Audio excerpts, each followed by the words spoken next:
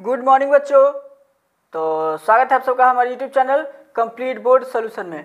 तो जैसे कि बच्चों आप सबने थंबनेल देख लिया, आज हम लोग डिस्कस करने वाले हैं केमिस्ट्री जो क्लास 12th है आपकी, केमिस्ट्री क्लास 12th का चैप्टर 1 को डिस्कस करने वाले हैं। क्या बच्चों? चैप्टर 1। चैप्टर 1 क्या है आप लोग का? तो चैप्टर 1 है आप लोग का सॉलिड स्टेट्स। आप लोग को पता होगा सॉलिड स्टेट्स। हमने पिछली वीडियो में कहाँ तक कवर अप किया था? तो हमने बताया था लास्ट जो टॉपिक था हमारा एनिसोट्रॉपिक और आइसोट्रॉपिक, और उसमें से फिर हमने जो सबसे लास्ट टॉपिक पढ़ा था वो था हमारा क्लासिफिकेशन ऑफ क्रिस्टलाइन सॉलिड। ये हमारा लास्ट टॉपिक था। क्रिस्टलाइन सॉलिड को हम लोग ने ऐसे लास्ट टॉपिक ऐसे पढ़ा था, ठीक है, क्लासिफिकेशन ऑफ क्रिस्टलाइन सॉलिड, जिसमें कि मॉलिक्यूलर सॉलिड पढ़ा था। उसके आगे का आज हम लोग कंटिन्यू करने वाले हैं। तो ध्यान से समझिएगा, एक एक लाइन बहुत ही इंपॉर्टेंट है।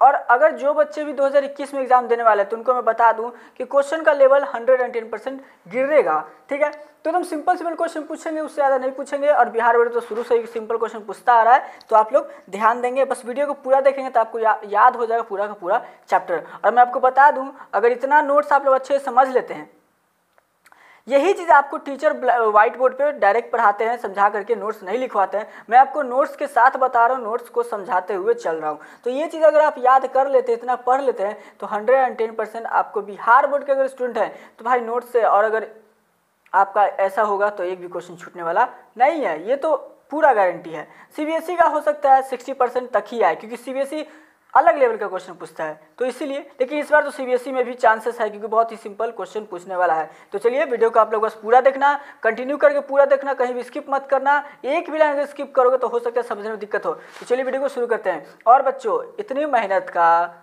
एक लाइक करके हमारे मेहनत को सफल जरूर बनाएं, और साथ ही चैनल को सब्सक्राइब कर लेना और बेल आइकन को दबा देना, ताकि आपको न्यू वीडियो के अपडेट सबसे पहले मिल सके। तो चलिए हम लगाते हैं अपने टॉपिक और let's begin.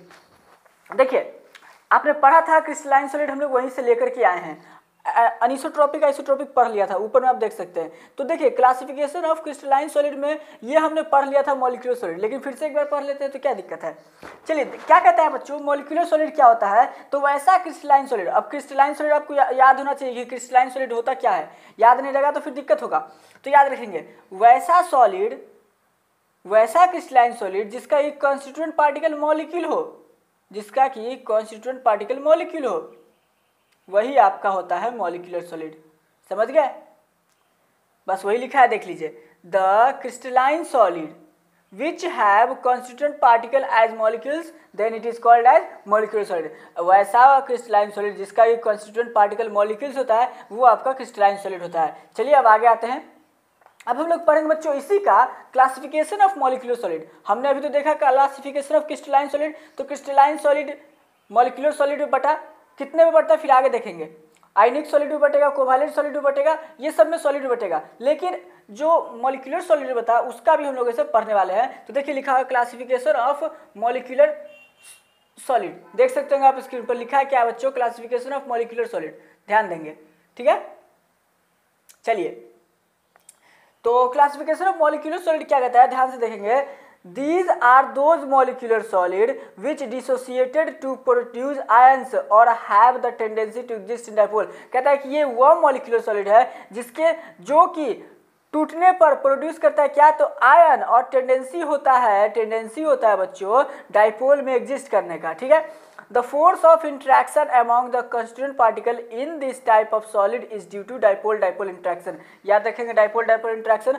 Polar molecular solid जो होता है, पोलर मॉलिक्यूलर सॉलिड हम लोग पढ़ रहे हैं, तो उसमें क्या होता है कि डाइपोल डाइपोल इंटरेक्शन होता है। पूछता है आपसे कि बताओ कि भाई पोलर मॉलिक्यूलर सॉलिड में कौन सा इंटरेक्शन होता है, तो पोलर मॉलिक्यूलर सॉलिड में डाइपोल डाइपोल इंटरेक्शन होता है, याद रखेंगे। और ये इसका जो इंटरेक्शन होता है, जो डाइपोल डाइपोल मोमेंट का इंटरेक्शन होता है, वो इस प्रकार देखिए। HCl हम लोग एग्जांपल ले लिए, तो H के ऊपर प्लस आयन, Cl के ऊपर -1, ये दोनों मिलकर डाइपोल बना, ठीक है। तो HBr सुनेंगे, H के ऊपर प्लस आयन, Br के ऊपर माइनस आयन, HI सिंपल उसी तरीके से एक्सेट्रा एक्सेट्रा, तो आप ऐसे ले सकते हो। तो अगर बात की जाए पोलर मॉलिक्यूलर सॉलिड की, तो ये वो मॉलिक्यूलर सॉलिड है जो कि टूटने पर आयन को प्रोड्यूस करता है और टेंडेंसी होता है डाइपोल में एग्जिस्ट करने का, और इसका जो कॉन्स्टिट्यूएंट पार्टिकल होता है ये डाइपोल डाइपोल इंटरेक्शन से बनता है, ठीक है, याद रखेंगे। चलिए, ये था हमारा बच्चों पोलर मॉलिक्यूलर सॉलिड।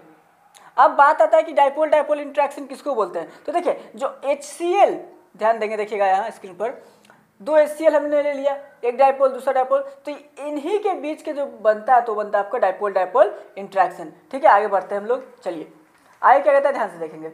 ये तो पोलर मॉलिक्यूल था, अब आता है बच्चों आप लोग के सामने नॉन पोलर मॉलिक्यूलर सॉलिड। देखिए नॉन पोलर मॉलिक्यूलर सॉलिड, ध्यान से देखेंगे क्या कहता है, These are those molecular solid which does not dissociate to produce ion और having tendency to have dipole. देखिए ये वह मॉलिक्यूलर सॉलिड है जो कि टूटने पर आयंस प्रोड्यूस नहीं करता है।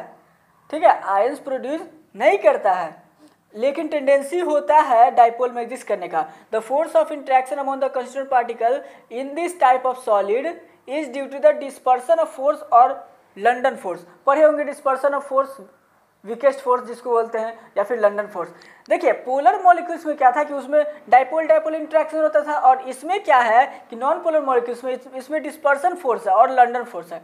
ठीक है, ये दोनों होता है आपका, एक हो गया पोलर एक हो गया नॉन पोलर। तो याद रखिएगा, पूछा आपसे कि नॉन पोलर का डिफरेंशियल बताओ या फिर नॉन पोलर से आप क्या समझते हो, तो आपको इतना लिख देना होगा। एग्जांपल में आ गया carbon dioxide, CCl4, CH4, methane वगैरह एक्सेट्रा एक्सेट्रा। ठीक है, इतना आप लोग को याद रखना है। चलिए आगे आता है लास्ट जो है आपका, जो मॉलिक्यूलर सॉलिड का जो क्लासिफिकेशन है वो लास्ट है आपका hydrogen bonded molecule. Hydrogen bonded molecular solid, देखिए मॉलिक्यूलर सॉलिड को तीन चीजों में बांट दिया गया, पोलर, नॉन पोलर और हाइड्रोजन बॉन्डेड मॉलिक्यूल। आप याद रखेंगे, ठीक। चलिए क्या कहता है देखेंगे आगे ध्यान से। These are the solid which is formed when hydrogen combine with the most electronegative element of the periodic table। ये हाइड्रोजन बॉन्ड मॉलिक्यूलर सॉलिड कब बनता है, तब बनता है जब ये कंबाइन कर देगा most electronegative elements of the periodic table. और वो कौन कौन से मोस्ट इलेक्ट्रोनेगेटिव एलिमेंट बच्चों, तो ऑक्सीजन, नाइट्रोजन एंड फ्लोरीन। ठीक है, ये है आपका। फिर लिखा है बच्चों आगे, it does not form hydrogen bond with chlorine due to its large atomic size. देखिए ये क्लोरीन के साथ ये कंबाइन नहीं करता है क्योंकि उसका लार्ज एटॉमिक साइज होता है। ठीक है बच्चों, आपको पता होगा मोस्ट इलेक्ट्रोनेगेटिव एलिमेंट तो पता ही होगा, लेकिन उसको याद करने का मैं एक ट्रिक बताया था, फोन कॉल। याद रखेंगे क्या, फोन कॉल। देखिए यहाँ पे मेरे स्क्रीन पर लिखा है क्या है, ध्यान से देखेंगे। मोस्ट इलेक्ट्रोनेगेटिव एलिमेंट आपको पता होगा तो फोन कॉल से याद रखेंगे, FONCL, फोन कॉल। ठीक है, फ्लोरीन का नंबर 9, ऑक्सीजन का 8, नाइट्रोजन का 7 और क्लोरीन का 17। ठीक है, तो ये आप याद रखेंगे। दो इसका जो आपका हो जाएगा कॉन्फ़िगरेशन 2, 7, 2, 6, 2, 5, 2, 8, 7 वगैरह वगैरह एक्सेट्रा आपको याद रखेंगे। ठीक है, तो जो फोन कॉल है यही है आपका most electronegative element of the periodic table, याद रखेंगे। चलिए आते हैं हम लोग नेक्स्ट। देखिए हमने पढ़ लिया क्लासिफिकेशन ऑफ क्रिस्टलाइन सॉलिड में मॉलिक्यूलर सॉलिड। अब पढ़ने वाले हैं दूसरे टाइप का जो आपका क्रिस्टलाइन सॉलिड है, वो है आपका आयोनिक क्रिस्टलाइन सॉलिड। क्या बच्चों, आयोनिक क्रिस्टलाइन सॉलिड, ध्यान देंगे, आयोनिक क्रिस्टलाइन सॉलिड। फिर आगे हम लोग आएंगे तो आगे हम लोग पढ़ने वाले हैं आपका कोवैलेंट सॉलिड। फिर लास्ट जो होगा आपका जो क्रिस्टलाइन सॉलिड का क्लासिफिकेशन वो है मेटालिक सॉलिड। ठीक है, और आज का क्लास यहीं पर जाकर के खत्म हो जाएगा। चलिए क्या कहते हैं आयोनिक क्रिस्टलाइन सॉलिड में, ध्यान देंगे, it is the crystalline solid which have constituent particles as ion. Ion से साफ पता चल रहा है कि वैसा क्रिस्टलाइन सॉलिड होगा जिसमें कि कॉन्स्टिट्यूएंट पार्टिकल्स क्या होगा, तो आपका आयंस होगा। मॉलिक्यूलर में मॉलिक्यूल्स था, आयोनिक में आयंस है। Generally this solid is found by combination of metal and non metal. ये जो सॉलिड है आपका जनरली कब बनेगा, तो ये combination of metal and non metal से बनता है। The force of interaction between the constituent particle in this type of solid is due to electrostatic force और coulombic force। अब इसमें जो force of interaction होता है वो किसके कारण होता है, तो जो electrostatic force के कारण और coulombian force के कारण होता है। फॉर एग्जांपल आप देख सकते हैं NaCl, KCl, Na2CO3, BaCl, ये सब आपके एग्जाम्पल है। ठीक है, आयनिक सॉलिड कुछ इस प्रकार है, आप देख सकते हैं मेटल और नॉन मेटल जो बांटे गए हैं, देख सकते हैं आयनिक सॉलिड में मेटल और नॉन मेटल में first second third, first group और 13 सेकंड ग्रुप 13 ग्रुप के पूरा का पूरा एलिमेंट है। Lithium, sodium, potassium, rubidium, caesium. देखिए ये जो फर्स्ट ग्रुप का एलिमेंट आपको याद होगा उसमें हाइड्रोजन भी आता है, तहलीना। अगर H यहाँ पे जोड़ दे, तहलीना कब्र से फरार, ये होता है याद करने का शॉर्ट ट्रिक, आप याद कर सकते हो। फिर अगर सेकंड ग्रुप की बात किया तो बेटा मांगे कार स्कूटर, बाप रोए। देखिए BE से बेटा, MG से मांगे, CA से कार, SR से स्कूटर, अब BA से बाप रोए, ऐसा आप याद कर सकते हो। ठीक है, 13 ग्रुप को बाल गंगाधर, इंडियन तिलक आप याद कर सकते हो। अगर याद करना चाहो तो कुछ भी करके याद कर सकते हो। तो ये सब एलिमेंट वगैरह है, तो ये सब आपका मेटल में आ गया। नॉन मेटल में आपको पता है oxygen, chlorine, fluorine, nitrogen, phosphorus etcetera, ये सब आपका नॉन मेटल हो गया। तो चलिए अब आते हैं नेक्स्ट टॉपिक की तरफ। तो वो है, ये तो हमने पढ़ लिया बच्चों आयनिक क्रिस्टलाइन सॉलिड। अब हम लोग पढ़ने वाले बच्चों आपका कोवैलेंट सॉलिड। जो आपका थर्ड है वो है आपका कोवैलेंट सॉलिड, ध्यान देंगे। चलिए थर्ड है आपका कोवैलेंट सॉलिड, ठीक है, आपने पढ़ा होगा थर्ड। तो हमने पढ़ा अब तक क्या पढ़ा, तो वो ध्यान दीजिए। हमने पढ़ा कि आखिर जो आपका क्रिस्टलाइन सॉलिड है वो बटा कितने में है, तो मॉलिक्यूलर सॉलिड। अब मॉलिक्यूलर सॉलिड को फिर बांट दे गया, तो polar molecule, non polar molecule और हाइड्रोजन बॉन्डेड मॉलिक्यूलर सॉलिड में बांट दे गया। फिर हमने पढ़ा आयोनिक क्रिस्टलाइन सॉलिड, अब पढ़े कोवैलेंट क्रिस्टलाइन सॉलिड। तो चलिए देखते हैं क्या होता है covalent crystalline solid. The solid which have constituent particle as atoms and these atoms are combined together through mutual sharing of electron to form a solid called as covalent solid। कहता है वैसा सॉलिड जिसका कि constituent particle atoms होता है और ये atom combine करता है म्यूचुअल आपस में शेयरिंग करके इलेक्ट्रॉन्स को, जिससे कि सॉलिड बन जाए, वही होता है आपका कोवैलेंट सॉलिड। याद रखेंगे, फिर से अगर सुन लीजिए, वैसा क्रिस्टलाइन सॉलिड उसको बोलेंगे कोवैलेंट सॉलिड जिसका कि कॉन्स्टिट्यूएंट पार्टिकल्स आयन हो और वो आयन कंबाइन करके म्यूचुअल शेयरिंग करके आपस में इलेक्ट्रॉन को शेयर करके फॉर्म करता है, वही आपका सॉलिड होता है। कौन सा, तो covalent solid. This solid is also called as atomic solid. ये सॉलिड को एटॉमिक सॉलिड भी कहते हैं, because the constituent particle in this solid is atoms. क्यों, ऐसा क्यों कहते हैं, तो इसमें जो कंस्टिट्यूएंट पार्टिकल होता है वो होता है आपका एटम्स। आगे फिर क्या कहता है देखिएगा, since this solid contain a large number of atom combined together in a network, so this solid is also called as network solid. ये नेटवर्क में होता है, इसे इसके कारण से इसका दूसरा नाम भी नेटवर्क सॉलिड है। एग्जांपल के तौर पर SiCS, SiO2, diamond, graphite etcetera etcetera आप देख सकते हो।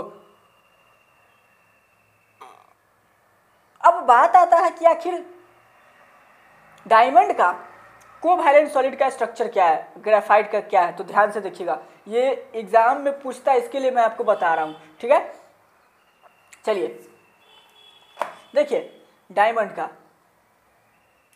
आप देख सकते हैं, एक यहां सी है, सॉरी डायमंड का देखना हम लोग को, एक यहाँ है, तो सेंटर में एक सी है, उसका 4 कार्बन, देखिए 1 2 3 4 हाइड्रोजन बॉन्ड अपना जो बना रहा है, यहाँ सी यहाँ सी यहाँ सी यहाँ सी, तो 1 2 3 4, ये 4 और 1 5 कार्बन sp3 का बना रहा है। और कितना बॉन्ड हो गया बच्चों, 6 बॉन्ड कितना हो गया का, तो 4 हो गया, टेट्राहाइड्रल इसको बोलते हैं। ग्रेफाइट क्या होता है देखिए, सिग्मा बॉन्ड इसका 3 है और कौन सा हाइब्रिड है, sp2 ट्राइगोनल प्लेनर, ठीक है। तो ये सब याद रखेंगे, आपको काम आएगा आगे। और लास्ट टॉपिक हम लोग का है बच्चों, जो आपका ध्यान देंगे वो है आपका मेटालिक सॉलिड, ठीक है। क्या है, तो वो है आपका मेटालिक सॉलिड। क्या होता है मेटालिक सॉलिड, ध्यान से देखेंगे।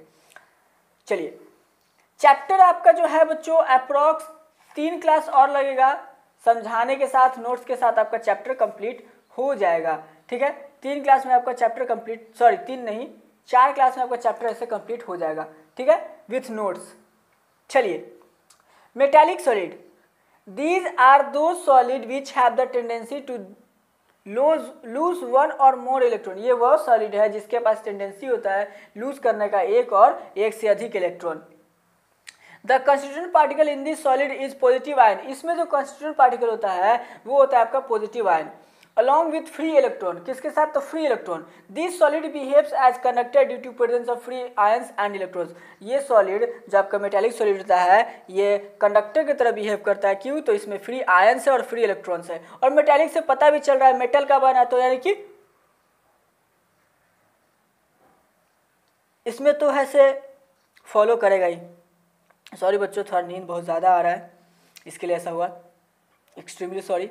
फिर से मैं एक बार बता दूं आपको, जो आपका मेटालिक सॉलिड होता है वो वैसा सॉलिड होता है जिसके पास टेंडेंसी होता है 1 या 1 से अधिक इलेक्ट्रॉन को लूज करने का, ठीक है। और इसका जो कंस्टिट्यूएंट पार्टिकल होता है, मेटालिक सॉलिड का जो कंस्टिट्यूएंट पार्टिकल होता है वो होता है पॉजिटिव आयन, और इस किसके साथ, तो फ्री इलेक्ट्रॉन्स के साथ। और इन्हीं सब पॉजिटिव आयन और फ्री इलेक्ट्रॉन्स और फ्री आयंस के कारण जो मेटालिक सॉलिड है आपका, वो आपका बिहेव करता है मेटल के तरह, कंडक्टर की तरह, ठीक है, कंडक्टर की तरह ये बिहेव करता है, याद रखेंगे। चलिए आगे कहता है, this solid have lustrous appearance, और ये जो सॉलिड होता है इसके पास चमकीला अपीयरेंस होता है। These solid are malleable and ductile in nature, ये बहुत ज़्यादा मेलिएबल और डक्टाइल होता है नेचर में। एग्जाम्पल तो समझ गए होंगे, copper, aluminium, silver, platinum, sodium, potassium, बहुत सारा एग्जाम्पल है, तो ये सब आपका एग्जाम्पल हो गए। तो हमने बच्चों आज कंप्लीट कर लिया आपका जो क्लासिफिकेशन ऑफ क्रिस्टलाइन सॉलिड है उसको। याद रखेंगे क्लासिफिकेशन ऑफ क्रिस्टलाइन सॉलिड से क्वेश्चन पूछता है, इसलिए ये जरूरत था। ठीक है, तो इतना आप लोग याद रखेंगे। हमने पढ़ा क्लासिफिकेशन ऑफ क्रिस्टलाइन सॉलिड में पहले तो मॉलिक्यूलर सॉलिड, मॉलिक्यूलर सॉलिड का फिर आपको क्लासिफाई किया गया polar molecule, non polar molecule और हाइड्रोजन बॉन्डेड सॉलिड में। फिर आपका जो हमारा क्रिस्टलाइन सॉलिड क्या है तो आयोनिक सॉलिड में किया गया। फिर थर्ड नंबर में हम लोग का कर दिया गया कोवैलेंट सॉलिड में, और फोर्थ मेटालिक क्रिस्टलाइन सॉलिड। तो ये था सारा का सारा बच्चों हम लोग का जो क्लासिफिकेशन है, classification of crystalline solid. Next point भी हम लोग आएंगे बच्चों, तो हम लोग का नेक्स्ट क्या है, इंडेक्स आकर के देख लेते हैं। चलिए इंडेक्स हम लोग एक बार देख लें, इंडेक्स हम लोग को क्या पढ़ना है नेक्स्ट क्लास में। और आज देखिए क्या है, तो हमने क्या क्या पढ़ लिया पहले तो वो गौर करेंगे। हमने व्हाट इज सॉलिड पढ़ लिया है, classification of solid, crystalline solid, amorphous solid. Amorphous solid को पढ़ना नहीं है, ठीक है, याद रखेंगे। फिर हमने पढ़ा क्लासिफिकेशन ऑफ क्रिस्टलाइनिटीज, हम लोग का कंप्लीट हो गया। हम लोग नेक्स्ट है यूनिट सेल एंड क्रिस्टलाइटिस पढ़ेंगे, फिर क्लासिफिकेशन ऑफ क्रिस्टलाइटिस पढ़ेंगे और वॉइड्स पढ़ेंगे। ये 3 टॉपिक हम लोग नेक्स्ट डे कंप्लीट करेंगे, आपका चैप्टर आधा से ज़्यादा कंप्लीट हो जाएगा। तो बच्चों आप लोग को वीडियो कैसी लगी हमें कमेंट करके बताना। अगर कहीं कोई डाउट रह गया होगा तो हमें ऐसे मैसेज कर देना, कमेंट कर देना, जहां जो करना हो कर देना। हम लोग आपका डाउट को क्लियर करने का पूरी कोशिश करेंगे कि आपका डाउट जल्द से जल्द क्लियर हो जाए। तो आज के लिए बस इतना ही बच्चों, मिलते हैं लोग फिर से कोई नेक्स्ट वीडियो में। तब तक के लिए स्टे होम, स्टे सेफ और पढ़ते रहें। और वीडियो पर आपका प्यार देने के लिए आपका बहुत बहुत धन्यवाद। फिर से मिलेंगे कोई नेक्स्ट वीडियो में।